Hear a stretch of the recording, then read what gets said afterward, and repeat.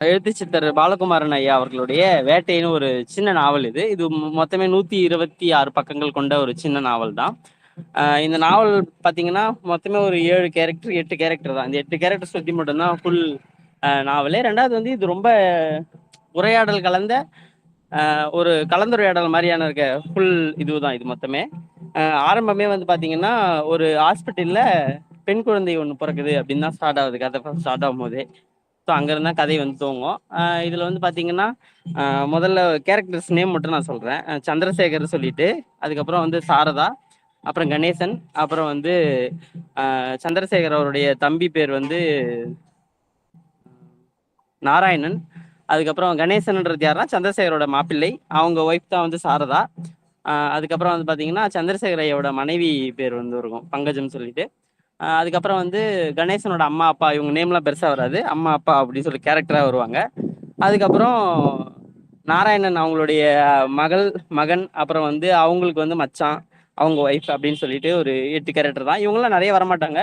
இதுல கலந்துரையாடல்ல கலந்துக்க போறதே வந்து பார்த்தீங்கன்னா, 4 பேரோட ஹோல் கலந்துரையாடல் தான் இருக்குமே. ஒண்ணு சந்திரசேகருக்கும் கணேசன், அது அவங்க மாப்பிள்ளைக்கும், சந்திரசேகருக்கும் அவங்க மாப்பிள்ளை கணேசனுக்கும் நடக்கிற உரையாடலும். 2வது சாரதா நடுவுல கொஞ்சம் பேசுவாங்க.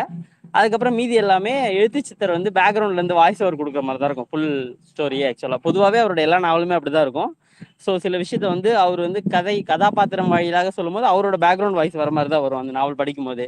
ஸோ இந்த நாவல் வந்து கணேசன் வந்து ஒரு ரொம்ப நல்லா சம்பாத்தியத்தில் இருக்க ஒரு நபர்.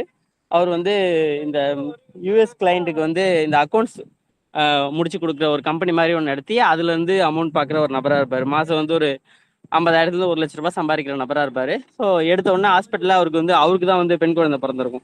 ஸோ அந்த பெண் குழந்தை பிறந்ததுக்கு அவர் வந்து ஃபோன் பண்ணி சொல்லுவார் அவங்க மாப்பிள்ளைக்கு. ஏன்னா 2 நாளா அங்கேயே இருந்திருப்பாரு. சரி நீங்க போயிட்டு வாங்க மாப்பிள்ளை, நான் பார்த்துக்கிறேன்னு சொல்லிட்டு அவங்க அப்பா அனுப்புனதும் அங்கே போயிட்டு வீட்டில் 1 மணிக்கு ஃபோன் பண்ணுவார். ஃபோன் பண்ணி உங்களுக்கு பெண் குழந்தை பிறந்திருக்குன்னு சொன்னதும் வேகமாக வருவார். ஸோ குழந்தைய வந்து பார்த்துட்டு அவங்களுக்கு என்ன வேணும்னு கேட்டு வாங்கிட்டு வருவார்.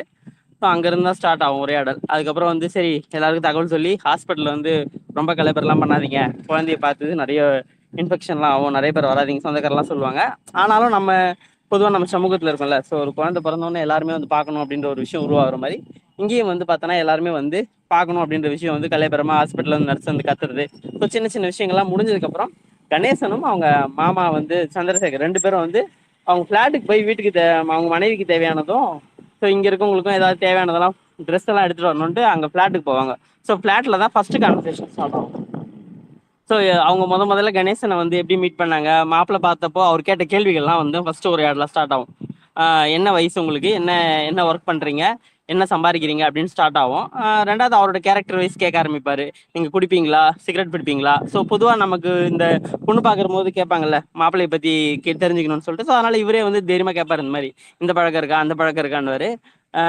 குடிப்பழக்கம் இல்லை, எப்படி வந்து நீங்கள் இதில் ஒரு கம்ப்யூட்டர் கம்பெனி மாதிரி ஒரு விஷயத்துக்குள்ள இருந்துன்னு எப்படி நீங்கள் வந்து குடிக்காமல் இருக்கீங்க அப்படின்ட்டு கேட்பாரு. ஸோ அது கேட்கும்போது அதுக்கு ஒரு விளக்கம் சொல்லுவார் அவர். ஆக்சுவலாக எந்த பழக்கத்தையும் நம்ம தேடி போய் ரொம்ப பெரிய இதுவாக மாட்டிக்கூடாது உள்ள. ஸோ மாட்டிக்கினா தேவை பிரச்சனை வரும். அதே சமயம் அது குடிக்காமலும் தளர முடியாது. ஏன்னா அங்கே வந்து அவர் ஆரம்பிக்கிறது அப்படி சொல்லுவார், ஒரு பெருங்கூட்டம் ஒரு விஷயத்த தொடர்ந்து செய்யும்போது அது சரின்னு பார்க்கப்படுற சமூகத்தில் நம்ம இருக்கிறோம்.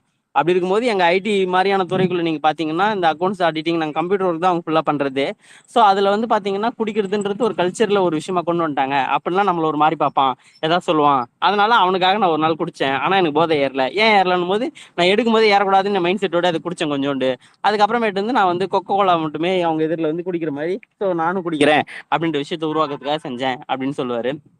2வது சீட்டாட்டம் எனக்கு ரொம்ப பிடிக்காத ஒரு பழக்கம். ஆனால் அதை நான் 2 வாட்டி சீட்டாடினேன். ஏன் ஆடினேன்னு கேட்கும்போது அங்கே ஒரு உளவியல் ரீதியாக ஒரு விஷயத்த சொல்லுவார். அவங்க மேனேஜரோட அவங்க சீட்டாடணுமா. ஸோ சீட்டாடி தோத்துட்டா அந்த தோத்தவனுக்கு வந்து அவங்க மேனேஜர் வந்து நிறைய விஷயங்களை செய்வார், கூடவே வச்சுப்பாரு அப்படின்ற ஒரு மனோதத்துவியல் ரீதியாக ஒரு விஷயம் இருக்கு. மேலை நாடுகள் இது கடைபிடிக்கிற விஷயம். ஆனால் இங்கே ஜெயிச்சுட்டா அவனை வந்து ரொம்ப கீழே நசுக்குவாங்க, அவனை வந்து மட்டன் தட்ட ட்ரை பண்ணுவாங்க, நேரம் கிடைச்சா அவனை வந்து பாலிடிக்ஸ் பண்ணி வெளில அனுப்பிச்சுன்னு நினைப்பாங்க. அப்போ நீங்கள் எத்தனை முறை தோத்துருக்கீங்க, நான் ஒரு 4 வாட்டி தோத்துருக்கேன். அப்போ தோத்தது மூலியமா உங்களுக்கு நல்லது நடந்திருக்கா, நல்லது நடந்திருக்கு நிறையவே அப்படின்ட்டு அவர் சொல்லுவார். ஸோ அந்த விஷயங்கள்லாம் வந்து பார்த்தீங்கன்னா அவர் சொல்ல சொல்ல அவர் வாழ்க்கையில் நடந்த விஷயங்கள்லாம் வரும். எப்படி நீங்கள் இந்த மாதிரிலாம் யோசிக்கிறீங்க, எப்படி பண்ணீங்கன்னு கேட்கும்போது 12 வயசுல எங்க தெருவில் ஒரு பெரிய ஹீரோ மாதிரி ஒருத்தர் இருந்தாரு. அந்த அண்ணா வந்து அநியாய சாவுன்னுவாங்களா அந்த மாதிரி செத்துருவாரு. ஸோ பீச்சுக்கு போவாங்க 2 பேரும், மனைவி கணவன் மனைவி அவங்க பையன் 3 பேரும் வந்து பீச்சுக்கு போவாங்க. பீச்சுக்கு போனப்போ அவங்க பையன் வந்து தண்ணியில் அடிச்சு போயிடுவான். வேகமாக போய் பையனை காப்பாற்ற போவார். பையன் தப்பிச்சிருவான். இவர் போய் சூழலை மாட்டி இறந்துருவாரு. ஸோ இது ஒரு அநியாய சாவு. அதுக்கப்புறம் பார்த்து அவரு அவர் சாவு பக்கத்துலேயே போய் நான் உட்காந்து பார்த்துருந்தேன் அவரை. மறுநாள் தினத்தந்தியில போட்டோ வந்துச்சு, அவர் பக்கத்துல நான் உட்காந்து எங்க அப்பா போட்டு செம்மடி வச்சாரு. ஏன்டா போய் அங்க உட்காந்தான்னு கேட்டாரு. நீங்க என்ன சொன்னீங்க அப்படின்னாரு. அப்ப எனக்கு 12 வயசு, சும்மா எல்லாத்தையும் வேடிக்கை பார்க்க போனேன் அப்படின்னு. என்ன அப்படின்னு சொன்னா ரொம்ப அதிர்ந்துருவாரு. எல்லா விஷயத்துக்கும் சாட்சியா இருக்கணும். ஓஷோ சொல்ற மாதிரி இவரும் வந்து நான் எல்லாத்தையும் பார்க்கணும்னு நினைச்சேன். ஏன் பார்க்கணும்னு நினைச்சீங்க? மனிதர்களை உற்று நோக்கணும்னு நினைச்சேன். மனிதர்களை ஏன் உற்று நோக்கணும்? ஸோ அவங்களோட கேரக்டர் என்னன்னு தெரியணும்ல, அதனால மனிதர்களை உற்று நோக்கிற விஷயத்துக்குள்ள நான் போனேன். ஸோ அந்த இது வந்து ட்ரை பண்ணேன். ஒவ்வொருத்தரையும் பார்த்தேன். அவருடைய ரொம்ப நெருங்கின சொந்தம், பொய்யா யார் அழுகுறா, பொய்யா யார் புலம்புறா, எல்லா விஷயத்தையும் பக்கத்துல பார்த்தேன். ஸோ அதுக்கு மேல அது ஒரு வியாதி மாதிரி ஆயிடுச்சு. 12 14 வயசுக்கு மேலாம் தொடர்ந்து வந்து உற்று நோக்கிற விஷயம், எல்லா மனிதர்களும் இவங்க இப்படிதான் அப்படிதான் சொல்லிட்டு நான் வந்து அவங்கள பார்த்து கொஞ்ச நேரத்துல ஜட்ஜ் பண்ண ஆரம்பிச்சிருவேன். அதை வந்து நான் முடிவு பண்ணிடுவேன். நிறைய நேரம் அது சரியாவா இருக்கு, நிறைய நேரம் தப்பாவா இருக்கும். ஸோ 2வது முறை அவங்களுக்கு வாய்ப்பு கொடுக்குற மாதிரியான சூழ்நிலை அமைஞ்சதுன்னா நம்ம அதுக்கப்புறம் பார்க்கலாம். இல்லைன்னா நான் ஒரு கணிப்பு வச்சிருந்து இவன் பார்த்த உடனே இவன் நல்லவன் கெட்டவன்ற முடிவோடு போயிட்டு அப்படியே நகர்ந்துருவேன் அப்படின்னாரு. என்ன ஒரு தெளிவான பேச்சு இருக்கு 30 வயசுல மாப்பிள்ளைக்குன்னு அவர் ரொம்ப பெரும்போடுவாரு. ஸோ அதுக்கப்புறம் வந்து இவங்க தம்பி ஒரு கேரக்டர் இருப்பார், நாராயணன் சொல்லிட்டு, சந்திரசேகரோட தம்பி. அவர் வந்து எப்படின்னா ஆளே வந்து பணம் சம்பாதிக்கணும், பணம் சம்பாதிக்கிறதுக்கு சரி தப்புலாம் ஒண்ணுமே கிடையாது, பணம் சம்பாதிக்கிறது மட்டும்தான் சரி. அது யுக்தி இருந்தா நேர் வழியா இருக்கு வாய்ப்பே கிடையாது. அதனால அவர் வந்து பயங்கர திட்டம் எல்லாம் போடுவார். அவர் ஸ்கூல் டைம்ல காலேஜ் டைம்ல எப்படி நடந்திருப்பான்னு 2 3 ரீசன் எல்லாம் இருக்கும். ஸோ காலேஜ்ல வந்து ஸ்கூல் டைம்லயே வந்து பாத்தீங்கன்னா அவர் வந்து இந்த கட் அடிக்கிறது இந்த விஷயங்கள்லாம் செஞ்சிருப்பாரு, வீட்டுக்கு மாட்டின்னு இருப்பாரு. ஸோ அதுக்கப்புறம் ஸ்கூல்ல இருந்து வந்து சொல்லிட்டு போவாங்க. அதுக்கப்புறம் காலேஜ் டைம்ல ஒரு பொண்ணுக்கு லவ் லெட்டர் எழுதியிருப்பாரு. அந்த பொண்ணு வந்து என்ன மருமலை திடீர்னு நேரம் அவங்க அம்மா எல்லாம் வந்து கேட்டிருப்பாங்க. தப்பிச்சு ஓடி போய் ஒரு வாரம் கழிச்சு வருவாரு. நான் அந்த மாதிரி ஒரு 10 பொண்ணுக்கு எழுதி வச்சேன், யாருக்குமே கொடுக்கல, என் ஃப்ரெண்ட் எதுவுமே அந்த பொண்ணு கிட்ட கொடுத்துட்டான் அப்படின்னு சொல்லி சமாளிச்சிருவாரு ஆக்சுவலா. அதுக்கப்புறம் அவர் பிஹெச்டி படிக்க போகும்போது என்ன ஆகும்னா, அவங்க ஆசிரியரோட மனைவியோட ஒரு தப்பான உறவு இருக்குன்னு ஒரு லெட்டர் வீட்டுக்கு வந்திருக்கும். அது ஒரு பெரிய பூகம்பத்தை ஏற்படுத்தியிருக்கும். ஸோ அது காரணம் கேட்டப்போ இல்ல அந்த ஆசிரியர்கிட்ட வந்து வீட்டு எப்படி எல்லாம் செஞ்சா மார்க் போடுவாங்கன்ட்டு நான் அந்த மாதிரி போனேன். மனைவி அந்த அவங்கள நெருங்கி பழகும் போது அவங்க நீ வந்து நான் சொன்னதுக்கெல்லாம் சம்மதிக்கலன்னா மார்க்ல கை வச்சிடும், உன்னை பத்தி தப்பான இது குத்துருன்ட்டாங்க, அதனால நான் பண்ணேன். சரி இப்போ என்ன பண்ணலான்னு கேட்டோம்னா, இன்னும் 6 மாசம் நான் வந்து டிகிரியை முடிச்சிருவேன், அதுக்கப்புறம் இந்த பிரச்சனை வராது விட்டுருங்கன்னு. ஸோ அதுக்கப்புறம் வந்து இவெல்லாம் எங்க ஊரோட போறானா அவங்க வீட்டுல தண்ணி தெளிச்சு விட்டுருவாங்க. ஸோ பெங்களூர் இவர் போய் அங்க வந்து இந்த ரியல் எஸ்டேட் விஷயத்துக்குள்ள எல்லாம் போய் கட்டடங்கள் கட்டி விற்கிற விஷயத்துக்குள்ள போலாம் அப்படின்னு சொல்லிட்டு பிளான் பண்ணுவாரு. ஸோ ஒரு ஆபீஸ்ல போய் ஜஸ்ட் வந்து அக்கௌண்ட்ஸ் டிபார்ட்மெண்ட்குள்ள போலான்ட்டு ஒரு ஆக்சுவலா ட்ரை பண்ணுவாரு. எதுக்கு படிச்ச படிப்புக்கும் இதுக்கு சம்மந்தமே இல்லாத மாதிரி இருக்கேன்ட்டு. பட் ஆனா அங்க போனோம்னா அவருக்கு என்ன ஆகும்னா, அவருடைய இந்த தடால் தடால் வேக வேகமா முடிவு எடுக்குது, ஒரு பேச்சு சுவாரத்தோட இருக்குது, அதெல்லாம் வந்து வாழ்க்கையில அடுத்த கட்ட போறதுக்கான வேகம்னு சொல்லிட்டு அவர் நினைப்பாரு. ஸோ அதனால அவர் வந்து அவருக்குன்னு ஒரு கூட்டத்தையே உருவாக்க ட்ரை பண்ணுவார். அந்த அக்கௌண்ட்ஸ் டிபார்ட்மெண்ட்லேயே இருக்கிற ஒருத்தர் குமாஸ்தா ஒருத்தருடைய பொண்ணையே ஒரு கல்யாணம் பண்ணிக்கிறேன்னு சொல்லுவாரு. அவங்க வந்து இந்த மாதிரி நல்ல பையன் நான் பார்த்ததே இல்லை, அவர் கம்பெனில செய்யற சாகசங்கள்லாம் பார்த்தா எல்லாத்தையும் ஹேண்டில் பண்ற விதங்கள்லாம் பார்த்தா பயங்கரமா இருக்கு, அவரு என் பொண்ணை கல்யாணம் பண்ணிக்கிறாரு, நான் கையெழுத்து கும்பிட்டு என் பொண்ணு கொடுத்துருவேன் அப்படின்ட்டு அவர் வந்து பொண்ணு கொடுப்பாரு. ஸோ அதுக்கப்புறம் அவர் வந்து பெங்களூர் சார்ந்த வேலைக்குள்ளேயே ஃபுல்லா போயிடுவார் ஆக்சுவலா. அங்க போய் பயங்கரமா சம்பாதிப்பாரு. அதாவது இடத்த அடிச்சு போடுங்க. இப்போ ரியல் எஸ்டேட்னா பொதுவாக அந்த விஷயங்கள் இருக்குல்ல, கட்ட பஞ்சாயத்து மாரி ஆயிடும், இடத்த அடிச்சு பிடுங்குற விஷயங்கள் ஆகட்டும், அதெல்லாம் பண்ணது. அது மூலியமா வேக வேகமா சொத்து சேர்த்தது. ஸோ பல கோடிக்கு அதிபதியா இருப்பாரு, எல்லாமே வந்திருப்பாரு. இதுக்கு இடையில வந்து சந்திரசேகர் மட்டும் அவரோட வந்து டச்சில் இருப்பாரு. ஏன் இப்படிப்பட்ட பொண்ணை கல்யாணம் பண்ணிக்கிறேன் என்ன விஷயம் கேட்டதுக்கு அப்புறம் இல்ல நான் எனக்கான சந்ததியை நானே உருவாக்க ட்ரை பண்றேன், என்னை சுத்தி ஒரு கூட்டத்தை உருவாக்குறேன், அக்கௌண்ட்ஸ் என் மாமாவே இருந்தாருன்னா அக்கௌண்ட்ஸ் எந்த பிரச்சனையும் அவர் என்னை காப்பாத்துவாரு. 2வது என் மனைவி தான் வந்து அந்த இதுக்குள்ள வந்து போய் கணக்கு பார்த்து கொடுக்குறது ஆடிட்டிங் ஆஃபீஸ்க்கு. ஸோ அவளே இருந்தா எனக்கு கணக்கு செய்வா. ஸோ எல்லாமே நான் எனக்கான கூட்டத்தை உருவாக்குறேன், என் மச்சான் நான் சொல்ற வேலையை செய்வான், அதனால அவனை படிக்க வைக்கிறது, அவனை என் கம்பெனிக்கு நான் யூஸ் பண்ணிக்க போறேன், நான் விஸ்தரிப்பு பண்றேன் எல்லா விஷயத்துக்கும் அப்படின்ட்டு ஒரு ப்ரீ பிளான்டா எல்லாரையும் வச்சு பணமா மட்டுமே பார்ப்பாரு. ஸோ உறவு முறையோட எனக்கு அன்பு இருக்கு, அது அடித்தளம் தான். ஆனாலும் எனக்கும் உனக்கும் ஏதோ ஒரு தேவை இருந்தா மட்டும்தான் நம்ம 2 பேரும் சந்திப்போம் அப்படின்ற விஷயத்த ரொம்ப கணக்கு கால்குலேட்டிவா சொல்லுவார் ஆக்சுவலா. ஸோ இந்த மாதிரி ஒரு கேரக்டர் இருக்கும். ஸோ இவர் வந்து அரசாங்கத்துக்கு எதிராலாம் சில வேலைகள் செஞ்சு ஒரு கட்சியை வளர்க்கணும்னு சொல்லி ட்ரை பண்ணுவாரு. அதுல தோத்து போய் அப்புறம் அடிபட்டு கடைசியில வந்து அவர் செஞ்ச பாவத்தோட ரிவர்ஸ் என்ன ஆகுதுன்ற விஷயத்த வந்து சொல்லியிருப்பாங்க. ஸோ இன்னைக்கு நம்ம என்ன செய்யறோமோ அதுக்கான விளைவு தான் வரும் அப்படின்னு கர்மா விஷயமா சொல்லுவாங்க. அவரு காசு செலவு பண்ணி பல கோடி முதலீடு போட்ட கட்சி வந்து தோத்து போயிடும். ஸோ அதுக்கப்புறம் அவர் ரிவர்ஸ் அடி வாங்குவார் ஆக்சுவலா. அதுக்கப்புறம் வந்து எதுவுமே வேணான்ட்டு அவங்க அண்ணா கிட்ட கடைசியா ஒரு 10 லட்சம் மட்டும் கொடுத்துட்டு மகாராஷ்டிரா பக்கத்துல ஏதோ கிராமத்துல போய் செட்டில் ஆயிடலான்ட்டு அமைதியா போயிடுவார் ஆக்சுவலா. அவர் சந்திரசேகர் தம்பி கேரக்டர் எப்படியும் முடிச்சிருவாங்க ஆக்சுவலா எப்படி சொல்லி. ஸோ சந்திரசேகரோட மாப்பிள்ள கணேசன் வந்து குழந்தை பிறந்ததுக்கு அப்புறம் வந்து என்ன சொல்லுவாருன்னா, வேலையை விட போறேன் அப்படின்னு. ஏன் வேலையை விட போறேன் அப்படின்னு, இல்லை எனக்கு வந்து போதும்னு தோணுது. ஏன் போதும்னு தோணுது? நீங்க இப்பதான் நல்லா வளர்ந்து வரீங்க, நல்லா இது பண்றீங்க, கம்ப்யூட்டர் கம்பெனி மாசம் 50,000 1,00,000 சம்பாதிக்கணுன்றீங்க, எதுக்கு இதெல்லாம் வேணான்றீங்க? இல்லை நான் வந்து எப்படி வாழ்வியல் முறைன்ற விஷயத்த நான் சொல்லிக் கொடுக்கணும்னு ஆசைப்படுறேன், யோகா மெடிடேஷன் இதெல்லாம் நீங்க வேலையில இருந்தே செய்யலாமே அப்படின்னு. இல்ல இது வந்து ஈவினிங்ல சும்மா 5 to 6 நடத்துற மாதிரி கோர்ஸ் எல்லாம் இல்ல, வாழ்வியல் நெறிமுறை அவங்க எப்படி இருக்கணும்ன்ற விஷயத்தையே நான் சொல்லணும் ஆசைப்படுறேன். அதனால நான் வந்து வேலையை முழுமையா விட்டு இதுக்குள்ள போறேன், இதுல எப்படி வருமானம் வரும், இருக்கிறவங்க கொடுக்க போறான், அப்ப இல்லாதவங்க கிட்ட தெரிஞ்சுக்கிட்டு இந்த விஷயத்த இதெல்லாம் சரிப்பட்டு வருமா, இப்ப சரிப்பட்டு வராது, ஃபியூச்சர்ல சரியா வரும். அப்ப நீங்க மாப்பிள்ள வந்து ஆசிரம் மாதிரி ஆரம்பிக்க போறாரு போகுது அப்படின்னு அவங்க மாமியார் வந்து கிண்டல் பண்ணுவாங்க.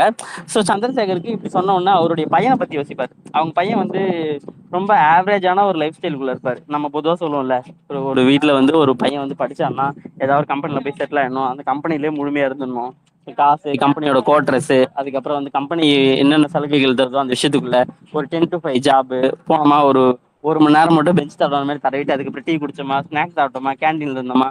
ஸோ அவங்க பையன் ரொம்ப திறமை இருந்தும் அதுக்குள்ளே போதும், ஒரு கார் கம்பெனில வந்து அவர் வந்து வேலை செய்வார். ஆக்சுவலா அவர் வந்து நார்த் சைடு ஃபரீதாபாத் அப்படின்ற ஒரு ஏரியாவில் வந்து கார் கம்பெனில, டெல்லிக்கு பக்கத்தில் அது ஆக்சுவலி, அந்த கம்பெனில வந்து வேலை செய்வார். அது வந்து ஒரு அரசாங்கம் பிரதமராக இருந்தவரோட பையனுடைய கார் கம்பெனி அப்படின்ற மாதிரி தான் இன்ட்ரோ பண்ணியிருப்பாங்க.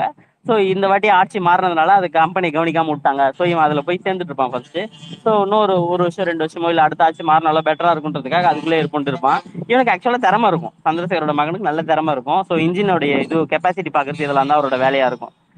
அதெல்லாம் அவர் ரொம்ப நல்லாவே பார்ப்பாரு. ஒரு கார் இது தயாரிப்பு இதெல்லாம் வந்து முழுமையா வந்து குவாலிட்டி செக் மாதிரி அந்த காரோட இன்ஜின் ஃபுல் செக்அப் வந்து இவர் தான் பண்ற மாதிரி, இவர் டிசைன் பண்றது விஷயம் மாதிரிலாம் பண்ணணுன்றது தான் அவரோட ஜாபோட டெசிக்னேஷனா இருக்கும். ஸோ அதுல நல்லா தான் இருப்பாரு. ஆனாலும் வந்து என்னன்னா, அவரால் வாழ்க்கையில ஒரு பெரிய இலக்கு வச்சு பெருசா ஓடணும் அப்படிலாம் இருக்க மாட்டார். ரொம்ப கேஷுவலா, ரொம்ப ரொம்ப சோம்பேறித்தனமா இருப்பார். ஸோ சந்திரசேகர் அதெல்லாம் எடை போடுவார். ஃபரிதாபாத்ல அவர் என்ன பண்ணிட்டு இருக்காரு, அவர் கல்யாணம் பண்ணிட்டு கூட பெருசா பெரிய லெவல்ல வந்து யோசிக்க மாட்டாரு. குழந்தையோடய ஒரு குழந்தை போதும் அப்படின்ற விஷயத்தோட நின்றுவாரு. ரெண்டாவது மருமகளோட ஒரு குவார்டர்ஸ்ல இருந்துட்டு அங்கேயே லைஃப் இது பண்ணலாம். இவர் 1 வாரம் போய் தங்கியிருப்பாரு ஆக்சுவலா. ஸோ அந்த 1 வாரம் அவர் ஆஃபீஸ் டைமுக்கு போவாது, ஆஃபீஸ்ல என்ன நடந்தாலும் பரவாயில்லன்ற மாதிரி இருக்குது. திறமை இருந்தும் ஏன் அதை முழுமையா பயன்படுத்தாம வாழ்க்கையில் அடுத்த கட்டத்துக்கு போகாம இது போதும்னு இருக்கான். ஃபர்ஸ்ட் 12,000 ரூபாய் சம்பளத்துக்கு போயிருப்பாரு, அப்புறம் 25,000 இருக்கும், அப்புறம் 36,000 இருக்கும் ஆக்சுவலா. ஸோ அதுக்குள்ளேயே நின்றுப்பாரு. அதுக்கப்புறம் அடுத்த கட்டத்துக்குலாம் போக மாட்டாரு. ரெண்டாவது புதுசா இடம் வாங்கணும், வீடு கட்டணும், அந்த மாதிரியான எந்த விதமான தொலைநோக்கு திட்டமே இல்லாம இருக்கானே அப்படின்னு சொல்றாரு. அவர் இது போதும், இதோட இருந்துக்கலாம், இதுவே நமக்கு சொர்க்கம் மாதிரி இருக்கு. ஏன்னா அவர் இருக்கிற குவார்டர்ஸ்குள்ளே பாத்தீங்கன்னா எல்லா இது ஆளுங்களும் இருப்பாங்க ஆக்சுவலா, எல்லா மொழிக்காரங்களும் இருப்பாங்க. இவர் தமிழ், தெலுங்கு ஒருத்தங்க, கன்னடா ஒருத்தங்க, பஞ்சாபி சிங் ஒருத்தங்க, அப்புறம் பீகார் இந்த அடித்தட்டு வேலை செய்யற மக்கள் எல்லாருமே இருப்பாங்க. எல்லாருமே அவர் வந்து சேர்ந்து பயணப்பட்டு வாழ மாதிரி இருப்பாரு. அந்த குவார்டர்ஸ்க்கு வந்து அவங்க மனைவி தான் வந்து துணைத் தலைவரா இருப்பாங்க ஆக்சுவலா. அந்த அசோசியேஷன் மாதிரி ஒன்று இருக்கும். ஸோ இது போதுமானதா இருக்கு, நான் இதுக்குள்ளேயே வாழ்ந்துட்டு இதுக்குள்ளேயே நான் இருந்துடுறேன், எனக்கு இதுவே நல்லா இருக்க மாதிரி இருக்கு அப்படின்னு அவரு. ஸோ திறமை இருந்தோம் நம்ம பையன் இப்படி இருக்கானே அப்படின்ற ஒரு வருத்தம் அவருக்கு இருக்கும். எல்லாத்தையும் மீறி மாப்பிள்ளைக்கு நல்ல திறமை இருக்கு, நல்ல இதுவும் இருக்கு. ஆனா இப்ப நான் திடீர்னு வேலையை விடுறேன்றாரு, என்ன பண்றது தெரியலையே. இப்படிப்பட்ட சூழல் உள்ள மனிதர்கள் இருக்காங்களே. ஒரு பக்கம் என் தம்பி பணம் தான் ஓடனா அப்படி ஆயிட்டான். இன்னொரு பக்கம் ஒருத்தன் எந்த விதமான பிடிப்புமே இல்லாம இருக்கிறது போதும் இதுக்குள்ளே இருந்துக்கலாம், என் பையன் இருக்கிறான். இதுக்கு நடுவில் நடனா மாப்பிள்ளை நடனா இப்படி ஒரு குண்டு தூக்கி போடுறாரு, இப்படி பண்ண போறேன்ட்டு, இது எப்படி சரியா வரும் அப்படின்ட்டு ஒரு குழப்பத்திலேயே அவர் இருப்பாரு. ஸோ அந்த அந்த குழப்பத்தோட அவர் வந்து அவருக்குள்ள யோசிச்ச விஷயங்கள் தான் ஒன்னொன்னா வரும். அவர் பையனை பத்தி யோசிச்சிருப்பாரு, ரெண்டாவது அவர் தம்பியோடைய வாழ்க்கையை பத்தி யோசிச்சிருப்பாரு.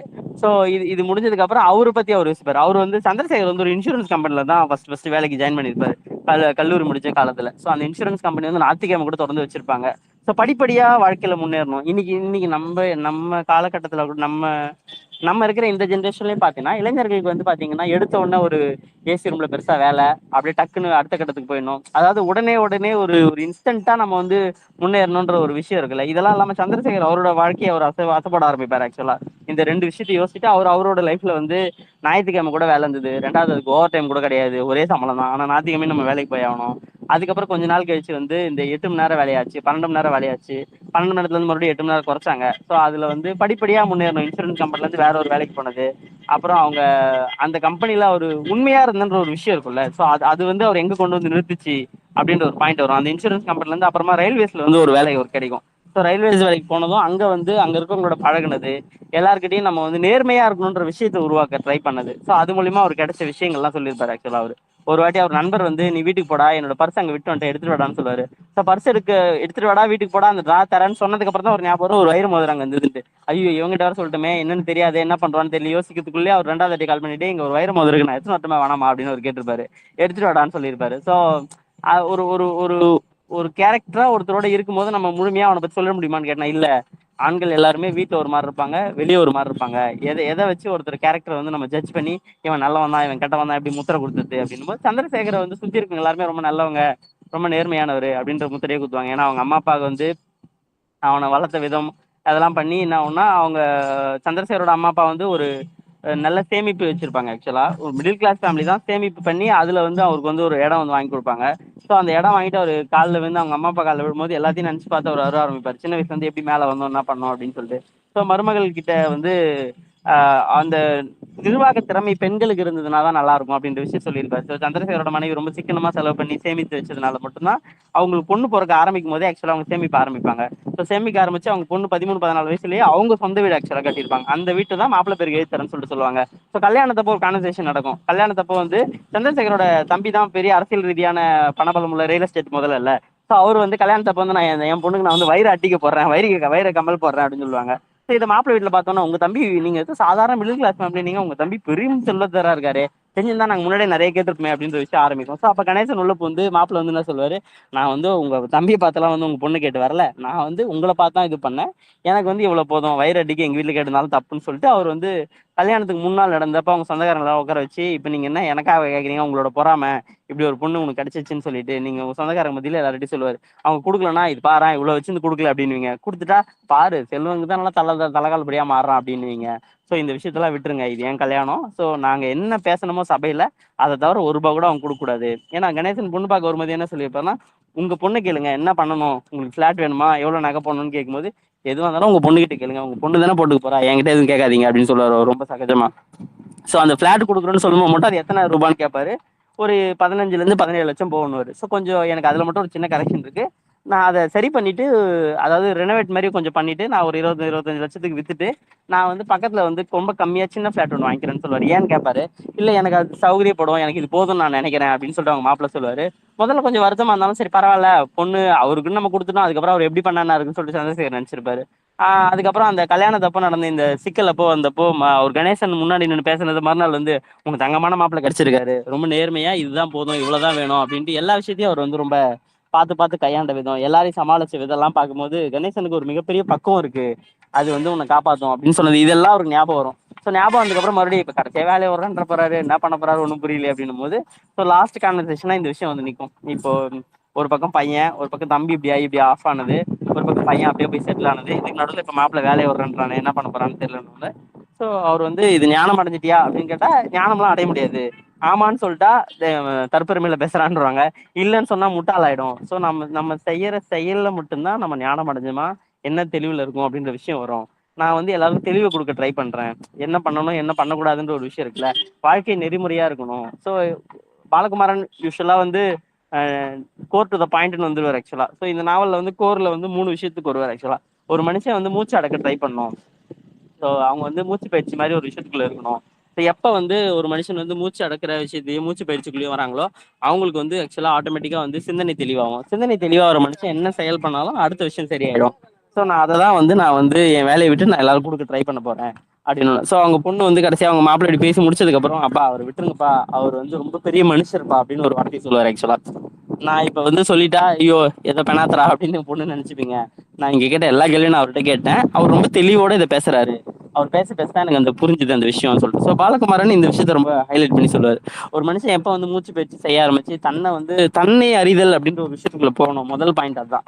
ஸோ நீங்க மூச்சு பயிற்சி பண்ணும்போது நீங்க யாரு, உங்களுக்கு நீங்க என்ன இருக்கீங்க அப்படின்ற பாயிண்ட் ஃபர்ஸ்ட் புரிஞ்சா மட்டும்தான் உங்களுடைய சிந்தனை செம்மைப்பட ஆரம்பிக்கும். ஸோ சிந்தனை செம்மைப்பட ஆரம்பிச்சோன்னா ஆட்டோமேட்டிக்கா அடுத்து உங்களுக்கு தெளிவான பேச்சு வர ஆரம்பிக்கும்.